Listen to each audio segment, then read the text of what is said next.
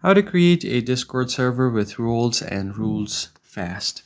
Hey guys, in today's video I'll show you how you can quickly set up a Discord server with different roles as well as your server rules. First thing first, go ahead and open up Discord. Once you open it up, make sure that you are logged into your account, and to create a channel you can just go ahead and scroll down all the way and find the plus icon, tap on it. From here, you can easily start from a template, or if you want to create it from scratch, you can do that as well. So I'll just do create my own for now. I'll do for a club or community. Select your server name, tap on create server. Once you've created your server, you can share your invite link. I'll just skip this for now. Now to actually set up your server, what you can do is go to setup progress. Then once you have done that, you can go to your channels, tap on the server, go to settings, and here you have the option to create a channel category.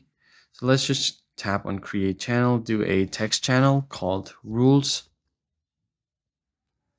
and then tap on done, tap on create,